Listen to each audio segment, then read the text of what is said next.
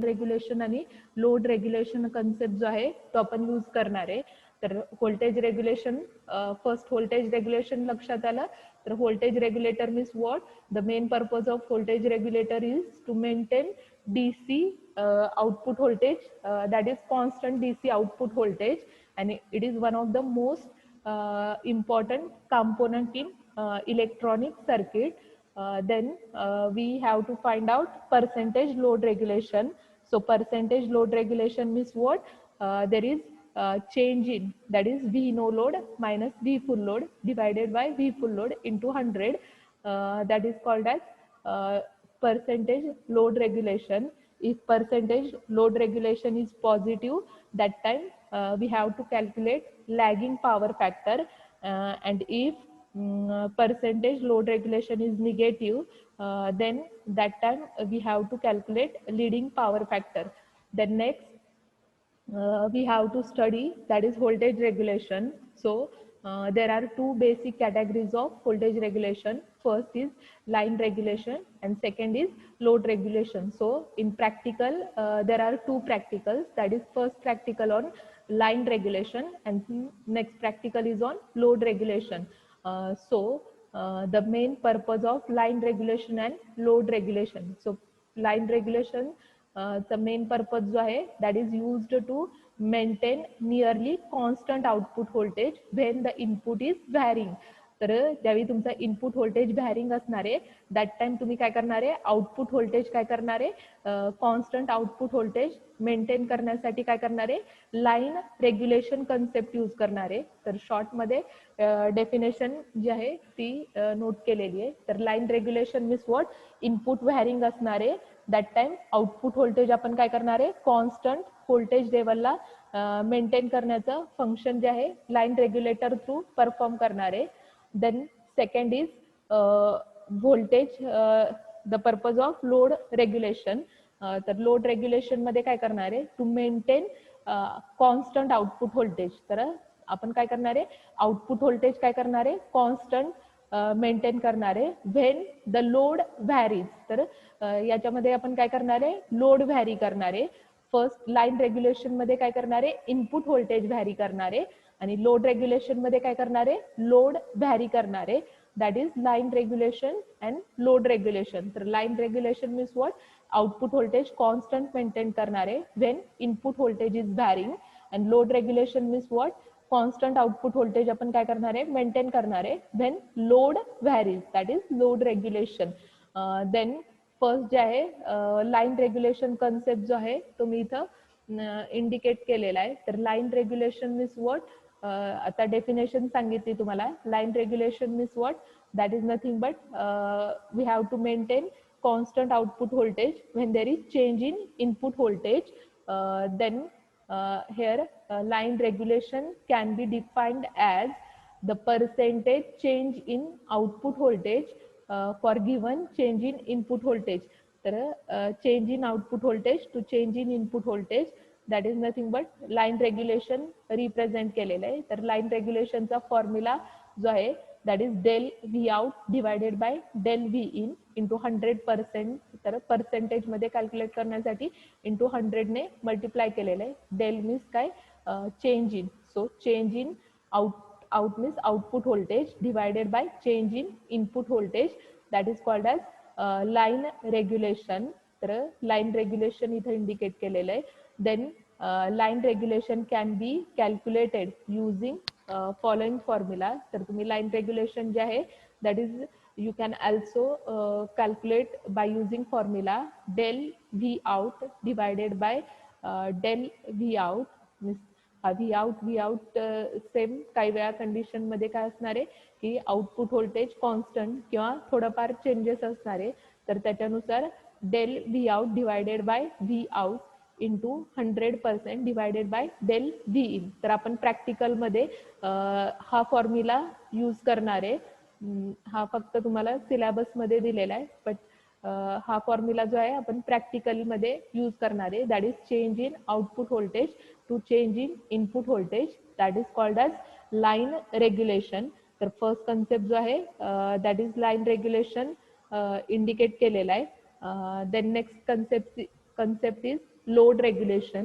तर आता load regulation तुम्हाला सांगितली डेफिनेशन. तर load regulation means what?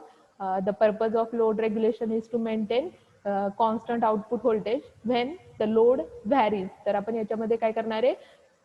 Load vary करणार आहे, that is called as load regulation. तर इथं लोड रेग्युलेशन जे आहे ते फॉर्म्युलाने इम्प्लिमेंट केलेलं आहे, की जो आपण प्रॅक्टिकली फॉर्म्युला यूज करणार आहे. That is load regulation can be defined as percentage change in output voltage that is from no load to full load. तर लोड रेग्युलेशन जे आहे that is calculated by using V no load minus V full load divided by V full load into 100%. That is change in no load voltage to full load voltage divided by full load into 100. That is load regulation काय percentage मध्ये calculate करणार आहे. That is called as load regulation. तर VNL इथं represent केलेलं आहे. That is no load output voltage. VFL means full load output voltage. That is nothing but load regulation. तर load रेग्युलेशनची definition जी आहे, काही वेळा क्वेश्चन पेपरमध्ये तुम्हाला 2 मार्क्ससाठी डेफिनेशन फक्त विचारल्या जातात. That is define line regulation and load regulation. तर line regulation means what? That is change in output voltage to change in input voltage, that is called as line regulation. And load regulation means what? That is percentage change in output voltage from no load to full load, that is called as load regulation. तर line regulation आणि load regulation concept जो आहे लक्षात आला सगळ्यांना? Line regulation and load regulation.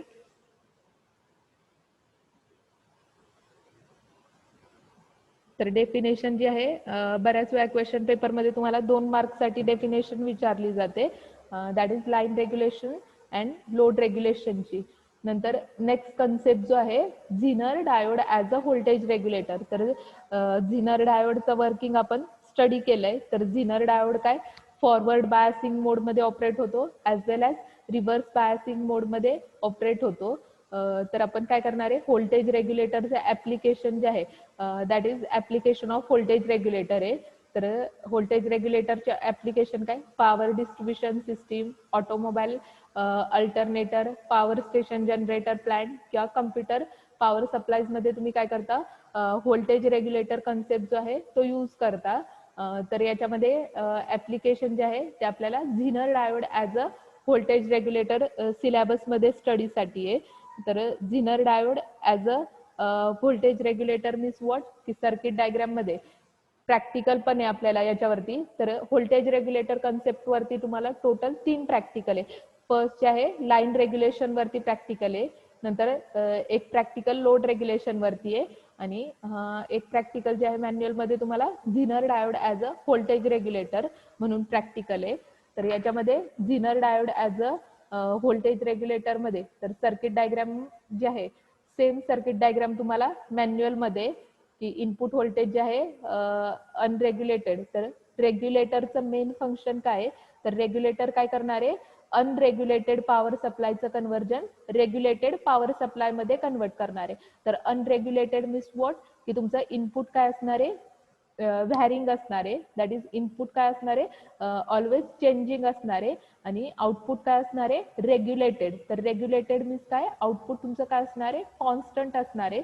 तर voltage रेग्युलेटरचं output जे आहे ते आपण always constant DC output voltage represent करणार आहे.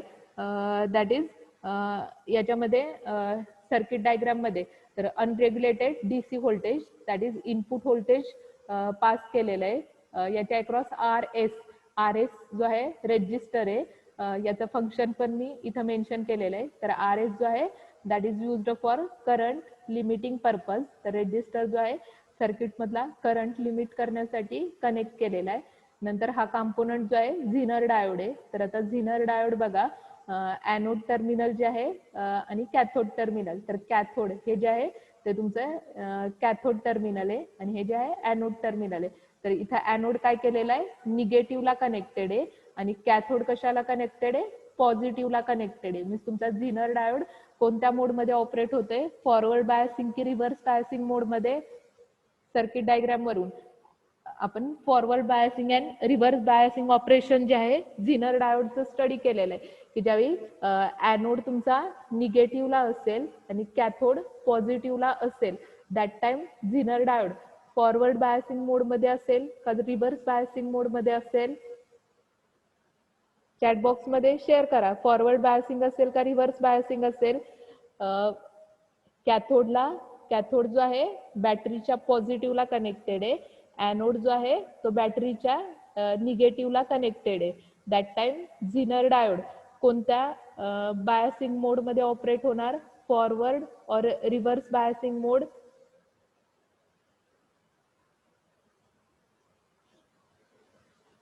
फॉरवर्ड की रिव्हर्स बायसिंग मोडमध्ये ऑपरेट होणार डायग्राम झिनर डायोडचं वर्किंग एकदा दाखवते मग सांगा याच्यामध्ये एकच मिनिट झिनर डायोडचं वर्किंग दाखवते नंतर तुम्ही हे ऍप्लिकेशन जे आहे या ऍप्लिकेशन मध्ये सांगा झिनर डायोड जो आहे तो फॉरवर्ड बायसिंग मोडमध्ये कनेक्टेड आहे और रिव्हर्स बायसिंग मोडमध्ये कनेक्टेड आहे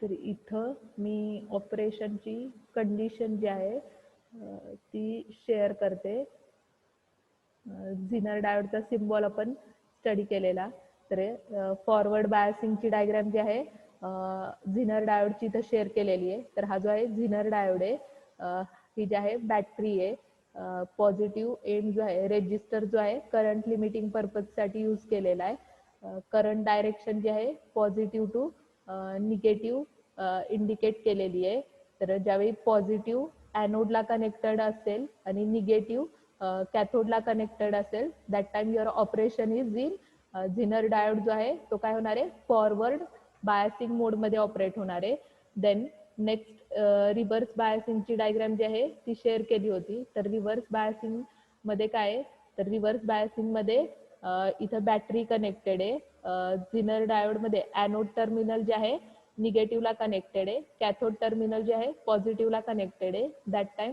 zener diode works in reverse biasing mode तर आता झिनर डायोडचं फॉरवर्ड बायसिंग इंडिकेट केलं तुम्हाला रिव्हर्स बायसिंग इंडिकेट केलं आता सेम ही डायग्राम सांगा की तुमचं zener diode as a voltage regulator application आहे तर याच्यामध्ये हा झिनर डायोड फॉरवर्ड बायसिंग मोडमध्ये ऑपरेट होतोय का रिव्हर्स बायसिंग मोडमध्ये ऑपरेट होतोय चॅट बॉक्समध्ये तुमचा आन्सर शेअर करा फॉरवर्ड बायसिंग और रिव्हर्स बायसिंग तर इथं डायरेक्शन पण सांगितली आहे कॅथोड जो आहे that is connected to positive and anode is connected to negative so zener diode works in forward और रिव्हर्स बायसिंग फॉरवर्ड की रिव्हर्स बायसिंग मध्ये ऑपरेट होणार